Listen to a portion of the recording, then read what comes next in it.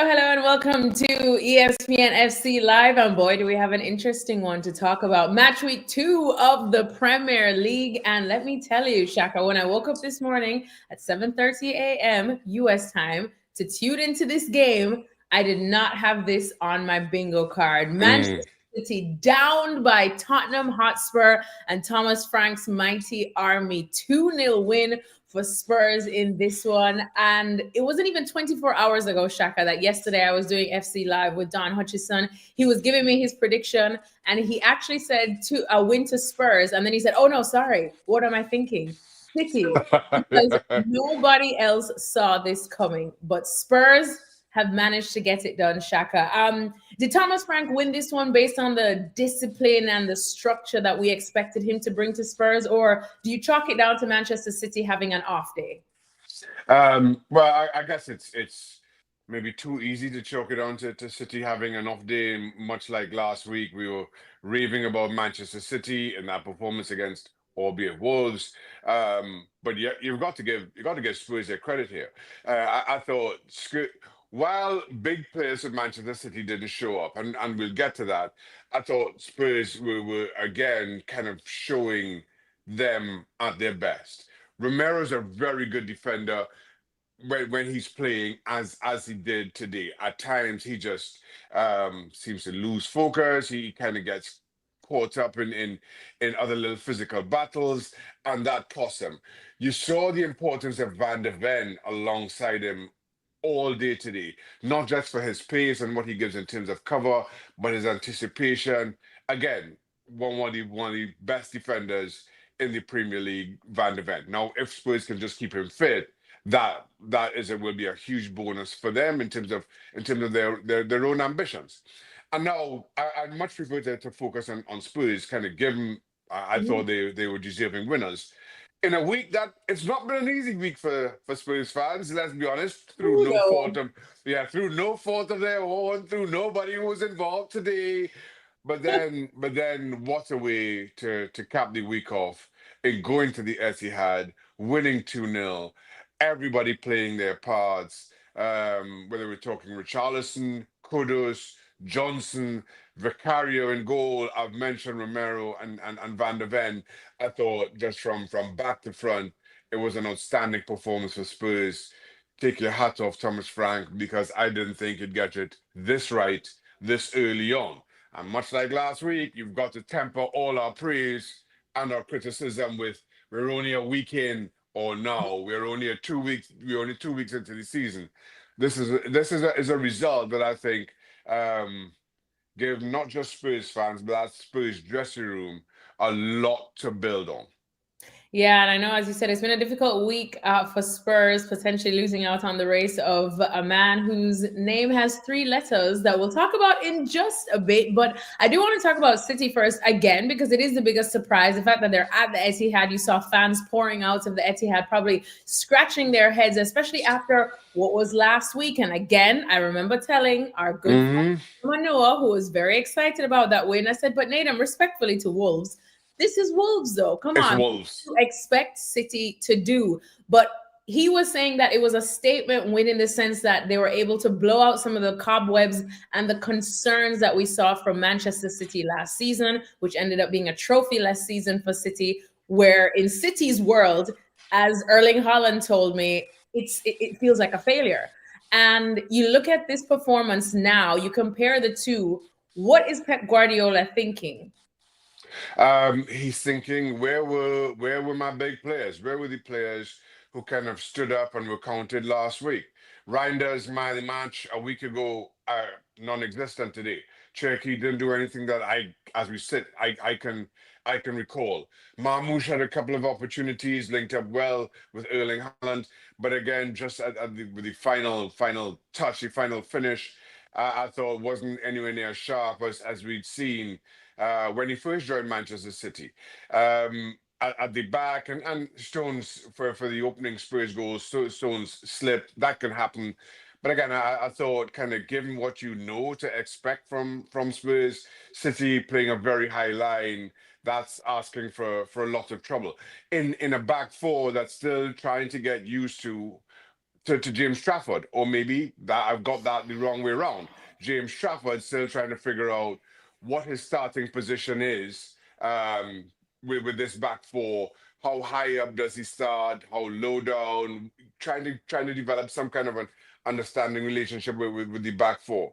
And in the end, they were exposed. And as I mentioned, okay, you can look at the slip from Stones, that happens to anybody, and give Spurs a credit for the opening goal. For the second, James Trafford has got to do better with that. That for me is just, that comes down to coaching. Why you try to pass a ball 6 yards out, dead middle of your goal with a player under pressure is simply beyond me. At some point, somebody's just got to say, you got to kick it.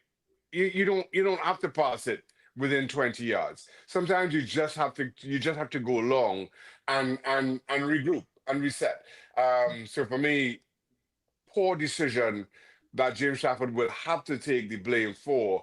But also, I want to say to the goalkeeper coach or whoever is responsible, sometimes you got to tell your goalkeepers, just go long. We Mm. let Pep shout. I've been there where you make a decision that you feel that's best for the team, even though it's different from what the manager is saying, and he's going to shout from the sidelines. That's fine.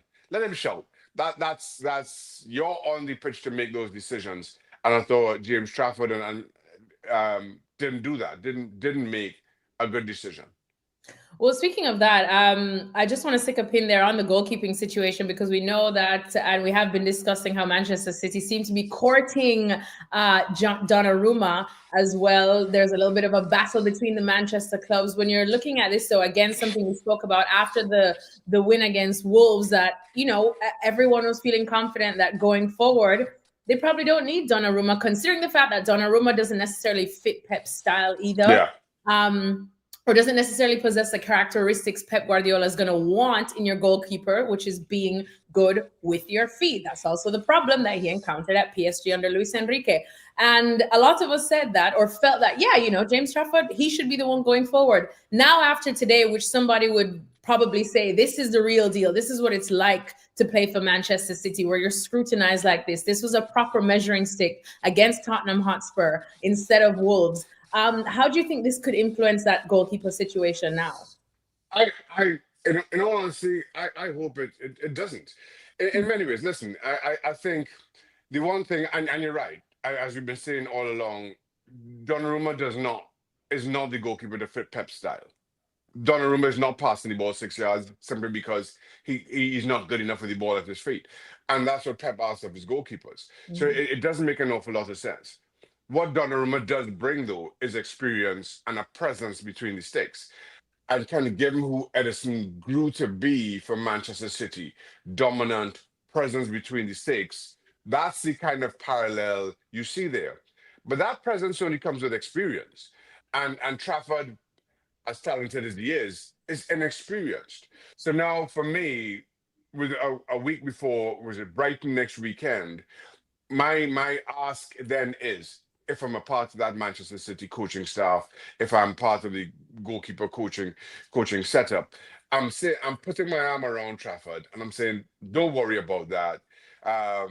That's part and parcel. We'll take as a coaching staff, as a club, we'll take responsibility for that because that's what we want. That's how we want our teams to play. That's how we want our goalkeepers to play. Again, I've been there. I've been there where um, coaches have said to me, Shaka, I want you to come for every single cross.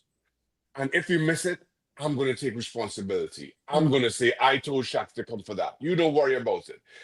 And that gave me a confidence and a presence to come for crosses. And when I missed, no big deal because I knew exactly what was going to happen. That the coaching staff was that the manager was going to take the blame for that. I remember the conversations very well. And the conversation was, if you come for 10 crosses, you're going to catch six, two you're going to fumble, one might end up in the back of the net. If you don't come for those 10, three or four may end up in the back of the net. So I'm going to take the one. I'm going to take the one on the end of a mistake. I'll take the blame for that. and it gave me a confidence. Now, if as a coaching staff you say to Trafford, this is how I want you to play, because 10 times you pass the ball out to the back in that manner, it might seem risky, but three we're going to or six or seven we're going to get down the other end and get an opportunity. Two or maybe three will find its way to the back of the net. One might end up in the back of our net. I'll take that 3-1 score line if you Mhm. follow what I'm saying. So now if management can take that pressure away from James Trafford, it allows him to grow in confidence. It allows him to understand his role and to be confident in playing the ball out to the back. And with time, and kind of given what you saw outside of two or three mistakes, all right, albeit high profile mistakes during the course of this game, that presence will come for James Trafford. And that's what I'm asking of City's coaching staff here. Well, as we know, we like to say horses for courses. And just looking at Manchester City's 11, I mean, apart from Erling Haaland, Ruben Diaz, John Stones, you would say that they are the only three most experienced ones. And actually, just reading an interesting stat, just saying that this was Manchester City's youngest Premier League starting 11 since 2010. So Pep Guardiola, of course, giving the new faces and the younger faces or the less experienced faces in a City shirt more of a baptism of fire to say, go out there, let me see what you got in these major things. So how deeply would he read into this kind of a result and performance now going forward, Shaka, given the fact that we still are so earlier on in the season? Well, you're right. We are early on in the season. As we keep saying, this is just the second game of this season, but coming off the back of what was easily City's worst season in recent memory. I use that term fairly loosely, kind of given who City have been in the not so long ago past, but still, kind of given what we saw last season, it's reason maybe to be concerned. But that being said, I still think that this is a wonderfully talented City side. It's far better than this performance or last season would suggest. And Pep has every right to continue to show faith with some of those young players. And now we see as the season kind of develops, how the likes of Oscar Bob and Rico Lewis continue to fare. But otherwise, you look up and down this squad. There's talent there. There are game changers there.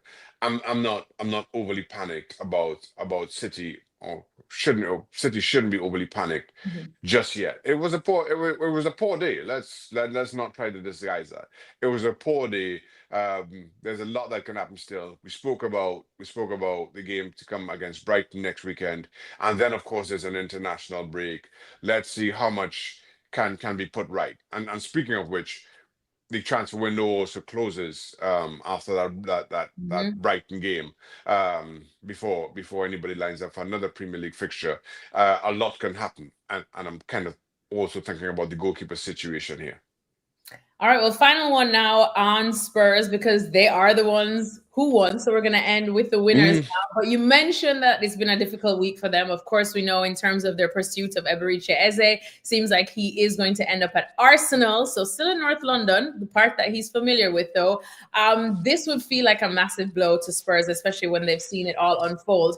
But is there anything that they can take from today's result, today's way that they played, that will suggest that, you know what, maybe we don't need it. Maybe we're all right how we are.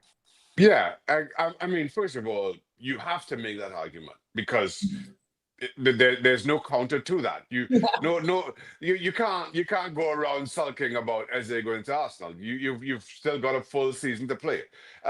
For Spurs, and I think again, kind of looking back to last season, we were only two games into this. How Mhm. you finished last season in winning the Europa League.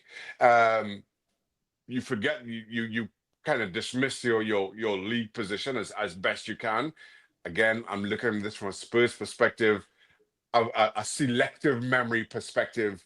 You finished last season by winning the Europa League. You start with a win, and then you come to the Etihad of all places, Mhm. and win comfortably. fairly comfortably.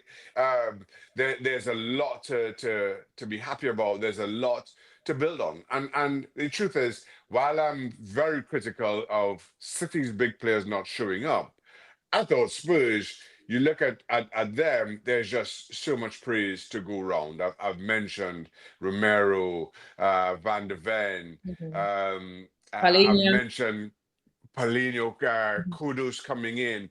I mean, Richarlison, everybody continues to contribute absolutely meaningfully.